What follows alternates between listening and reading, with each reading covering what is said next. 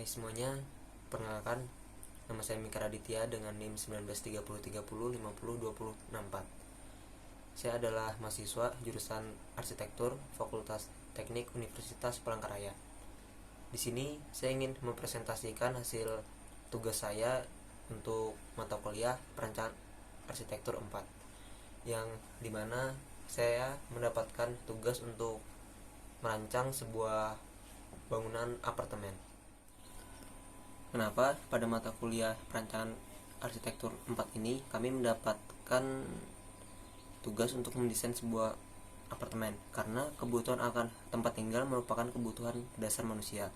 Bagi masyarakat yang tinggal di perkotaan, khususnya penyediaan tempat tinggal sering menjadi permasalahan yang cukup sulit karena ketersediaan lahan yang semakin terbatas. Sementara di sisi lain, kebutuhan masyarakat akan tempat tinggal semakin tinggi. Di kota Palangkaraya sendiri, sebagai ibu kota Provinsi Kalimantan Tengah, juga berpotensi akan mengalami hal yang serupa. Seiring pertumbuhan penduduk yang semakin tinggi, tentunya akan diikuti kebutuhan akan tempat tinggal. Untuk mengatasi kondisi tersebut, pembangunan secara vertikal menjadi solusi yang sudah banyak diterapkan di kota-kota besar. Salah satunya dalam bentuk bangunan apartemen. Selanjutnya, saya akan menjelaskan apa itu apartemen. Menurut Kamus Besar Bahasa Indonesia atau KBBI, apartemen adalah sebuah jenis tempat tinggal yang hanya mencakup sebagian dari suatu bangunan. Apartemen juga diartikan sebagai tempat tinggal suatu bangunan bertingkat yang lengkap dengan ruang duduk, kamar tidur, dapur, ruang makan, serta kamar mandi yang terletak pada satu lantai. Bangunan bertingkat tersebut terbagi atas beberapa tempat tinggal. Suatu gedung apartemen dapat memiliki puluhan bahkan sampai ratusan unit apartemen di dalamnya. Sedangkan menurut Nuver, apartemen yaitu bangunan hunian yang dipisahkan secara horizontal dan vertikal agar tersedia hunian yang berdiri sendiri dan mencakup bangunan bertingkat rendah atau bangunan tinggi yang dilengkapi berbagai fasilitas yang sesuai dengan standar yang sudah ditentukan. Selanjutnya, saya akan menjelaskan fungsi apartemen itu. Fungsi utama apartemen sudah jelas, yaitu sebagai tempat tinggal yang dimana manusia itu dapat beraktivitas di dalamnya. Contohnya seperti makan, tidur, mandi, bekerja, dan berinteraksi dengan yang lainnya. Fungsi yang kedua adalah fungsi pendukung. Fungsi pendukung ini wajib ada untuk menambah kenyamanan berlangsungnya fungsi utama. Biasanya fungsi pendukung tersebut seperti adanya fasilitas pelayanan olahraga, pelayanan anak, pelayanan komersial, dan yang lainnya. Untuk fungsi yang ketiga yaitu fungsi pelengkap.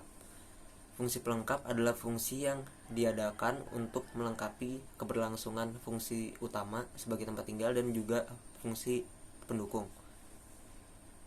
Ruang-ruang pelengkap tersebut seperti ruang administrasi, ruang cleaning service, dan juga ruang satpam atau security. Selanjutnya adalah fasilitas-fasilitas yang harus ada di apartemen.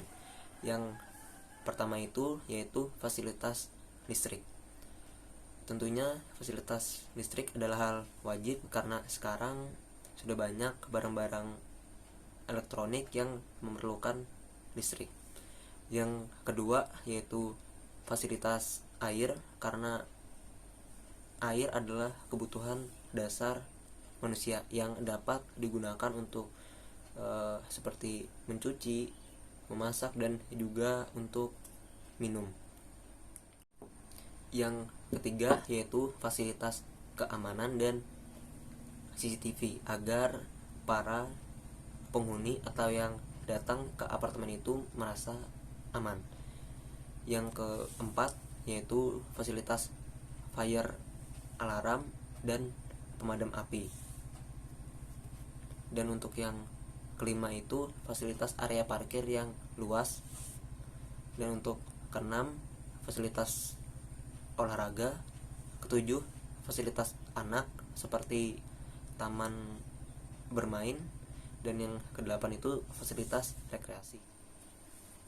Selanjutnya saya akan menjelaskan tentang site yang saya dapatkan. Saya mendapatkan site di Jalan Es Parman, Kecamatan Pahandut, Kota Palangkaraya. Site ini memiliki lebar 30 meter dan panjang ke belakangnya 130 meter.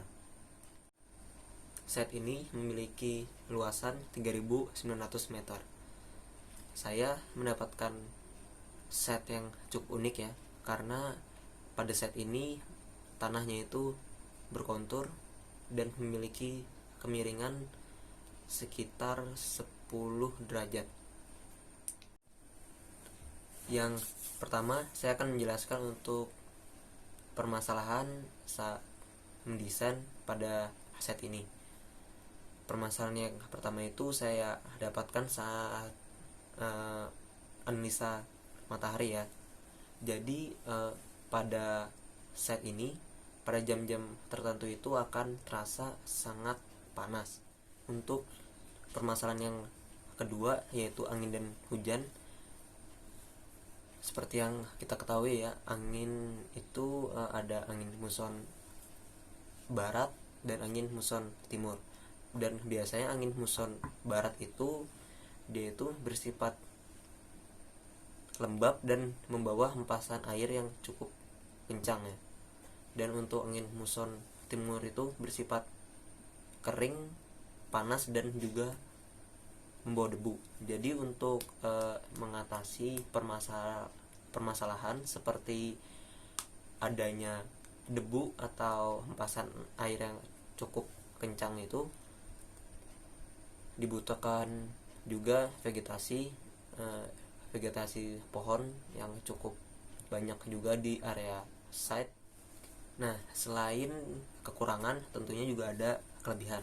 Kelebihan yang pertama itu yaitu untuk site ini aksesibilitasnya itu cukup mudah karena berada di pinggir jalan dan jalannya itu tidak terlalu padat atau ramai.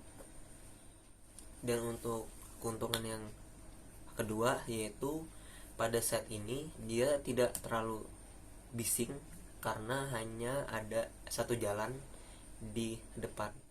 Keuntungan site ini yang lainnya adalah dia mendapatkan view yang bagus. Dia pada bagian kiri site itu dia langsung menghadap kepada jembatan Kahayan, dan untuk bagian belakangnya langsung menghadap ke hutan dan sungai Kahayan, yang dimana itu dapat menjadi nilai plus pada site ini. Selanjutnya saya akan menjelaskan untuk bentuk awal bangunan apartemen ini, yang dimana bentuk awalnya itu adalah sebuah balok yang kemudian terjadi penambahan pada bagian atasnya. Selanjutnya terjadi penambahan lagi di bagian atasnya, tetapi kali ini dia ke samping kiri, yaitu untuk merespon permasalahan seperti angin atau hujan yang terlalu kencang. Dan selanjutnya terjadi penambahan lagi pada bagian atas dan memanjang ke depan dan ke belakang, yaitu untuk mengatasi permasalahan seperti cahaya matahari yang menyilaukan atau terlalu panas. Dan ada penambahan lagi pada bagian kiri bawah dan depannya untuk menambah estetika dan hasil akhirnya akan seperti itu. Untuk set plan-nya akan seperti itu. Selanjutnya saya akan menjelaskan untuk unit hunian yang ada di apartemen ini. Di apartemen ini ada dua tipe unit hunian. Yang pertama itu tipe 1 bedroom dan 2 bedroom. Untuk 1 bedroom sendiri itu ada dibagi menjadi dua jenis, 1 bedroom yang biasa dan 1 bedroom B. Yang untuk B itu dia hanya terjadi penambahan luas untuk area balkonnya. Jadi apabila ada penghuni yang ingin tinggal dan memilih tipe 1 bedroom dan menyukai view atau suka melihat pemandangan, untuk tipe 1 bedroom B ini akan menjadi pilihan yang bagus karena balkonnya itu luas dan memiliki area pandang yang lebih luas juga. Dan untuk tipe 2 bedroom terbagi menjadi 3 jenis, tipe 2 bedroom A, B, dan C, yang dimana itu hanya dibedakan dari bentuknya saja. Ada yang bentuknya lurus dan juga ada yang bentuknya ke kanan atau ke kiri. Selanjutnya saya akan menjelaskan untuk fasilitas yang ada di apartemen ini. Yang pertama itu ada lobi apartemen yang cukup luas, yang kedua itu ada minimarket, yang ketiga ada cafe, yang keempat ada perpustakaan mini, yang kelima ada laundry, yang keenam ada ATM center, yang ketujuh ada toilet umum, yang kedelapan ada musola, dan yang kesembilan ada gym, yang kesepuluh ada taman yang dibagi menjadi dua jenis. Yang untuk jenis pertamanya itu digunakan untuk jogging track, dan untuk yang keduanya itu dipergunakan untuk jalan-jalan atau untuk rekreasi dan refreshing. Dan untuk gambar bentuk apartemen ini dapat dilihat pada gambar berikut ini.